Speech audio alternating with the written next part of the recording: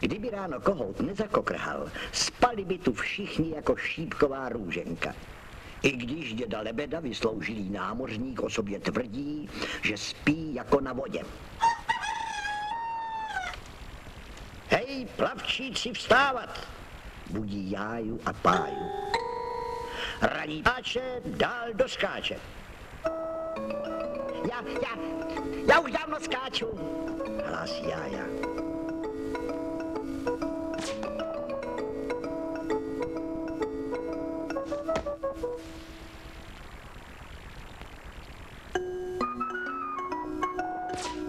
Zítra už to musím umět napoprvé, jako Pája.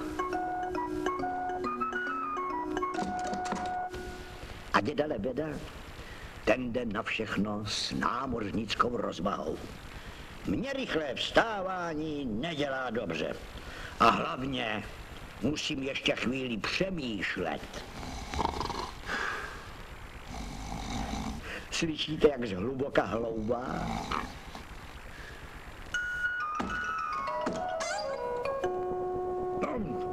Práce čeká a vy nikde.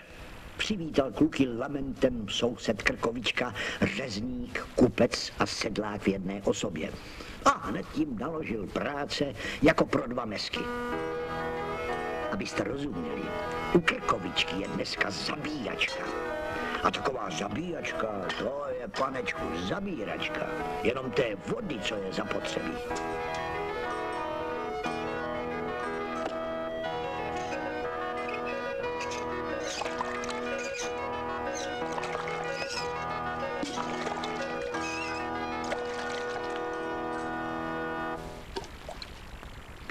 Já to neunesu, kňoural Jája.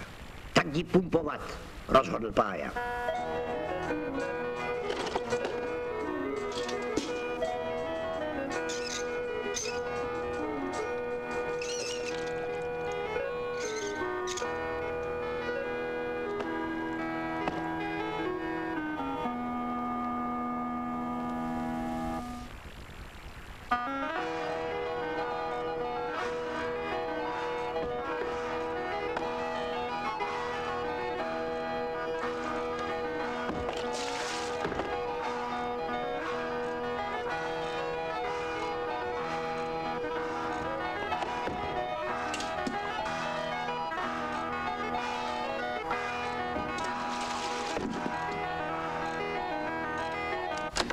A odem, dělat, kluci, dělat, popoháněl je neustále Krkovička. Ať už máme brzo voňavé jitrníčky.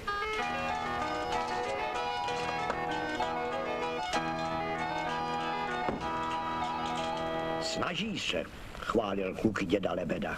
No, a jak jim to jde? To jsem zvědav na slíbenou výslužku. Čím pak se Krkovička asi blízkne.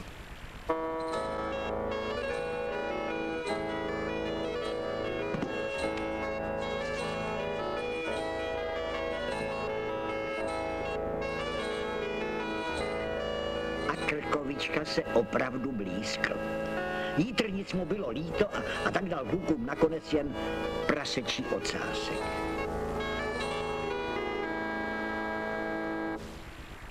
A ještě radu. Zasaďte ocásek do země, zalívejte a občas posolte. Vyroste vám pašík. Je to nejnovější způsob chovu selat. Šklebil se Proláně.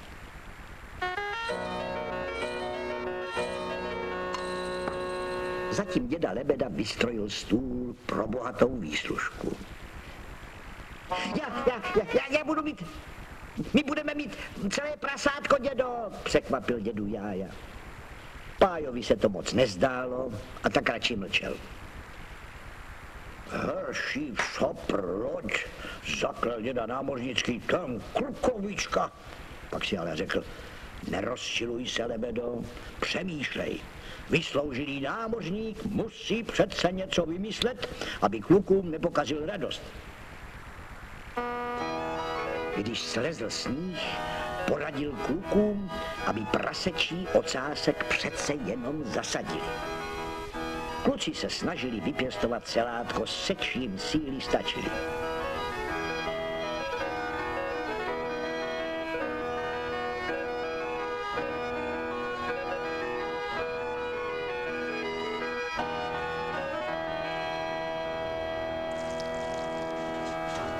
Ocásek však nevzcházel a nevzcházel. Marná snaha přestala kluky bavit. A na ten odliv děda Lebeda zrovna čekal.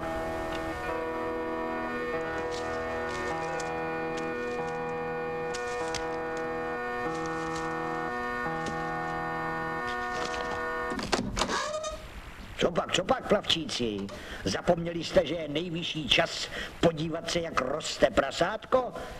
Lákal děda kluky k lesu. Pája s Jájou věděli, že děda nikdy nemluví do větru. Pájo, koukej, kolik jich vyrostlo. 2, 3, 5, 4. Jájovi se ze samého překvapení spletlo počítání. Hodem, ať tam neutečou. Ale z ocásku se zřejmě vylihli sami sprintéři, nebo ne? Já vidím ještě jedno tady v zemi.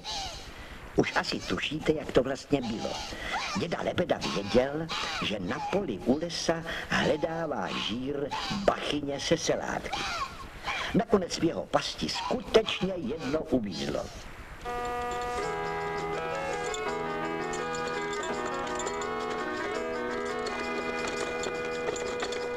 Panečku, to byla úroda, chlubil se Pája nic nechápajícímu Krkovičkovi.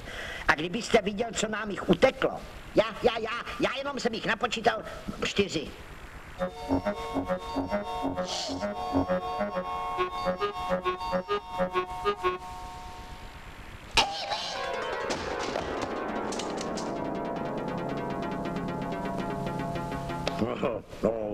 Je to vlastně moje zásluha, uvažoval lakomý Krkovička, když se vzpamatoval z překvapení.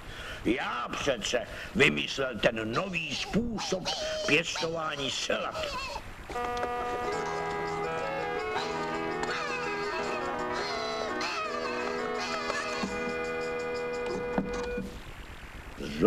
Sakr, proč jsem jenom ten prasečí ocásek nezasadil sám?